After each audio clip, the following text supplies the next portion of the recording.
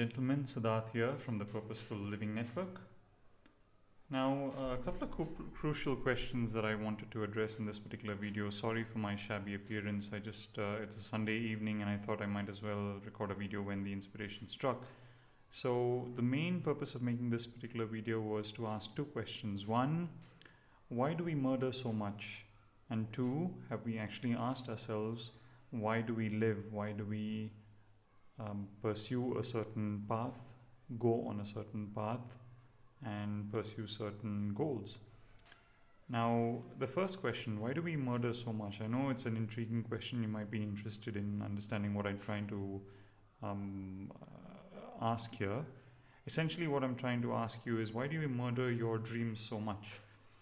Now, I would think that 99% of you who are watching this video would agree with the fact that you do on a daily basis kill a lot of your ideas. Whether that is small, those are small ideas, or big, doesn't really matter. What matters is actually the fact that you have killed a lot of your ideas that could actually be your calling.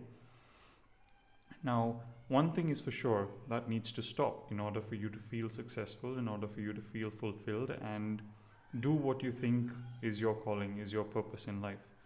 If you stop murdering your dreams, if you keep note of what your dreams are, even if you don't pursue it immediately, there will come a time where you regret the fact that you didn't pursue any of your dreams. Now, wouldn't it be better off if you actually had noted them down, and at some point in time, when time permits, I hate to say this, but when time permits, if you could pick it up and run with it. For all you know, you would have worked so many years, months, decades on things that you thought you were supposed to be working on, and there comes a time when it's a perfect fit for you to work on the idea that you had thought of 10 years ago, 5 years ago, a few months ago. Allow yourself the opportunity to do that. Don't kill your ideas. And we oftentimes kill ideas for the wrong reasons. We think circumstances are such that they don't let us pursue our dreams. That's not fair on yourself, on the situation, on the people around you. You ought to take an earnest understanding as to what your situation is, whether you can or cannot pursue. And it's almost 99% of the times that you can actually pursue it if you give it good thought. Now, I, for one, have actually been at fault for killing ideas at the wrong time, or rather sticking with ideas at the wrong time as well. That's equally wrong. You need to be cognizant of the fact of what you can and cannot do at certain times in life. The question number two that I asked is, why do we live life? What is the purpose of you living life? Now, it's in my humble belief that the universe is actually flowing through each and every one of us.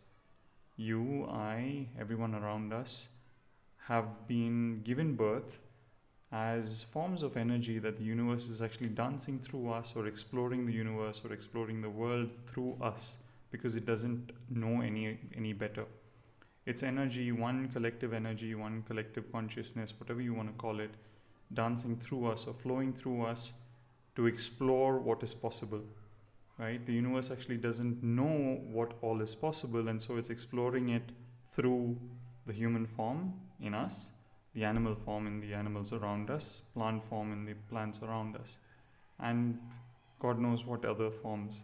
We haven't even explored so much of this planet. We tend to think arrogantly that we know a lot, but there is so much out there to be explored and to be found out, that we should be humble enough to say that, the universe is actually trying to explore what is possible and what is not through me.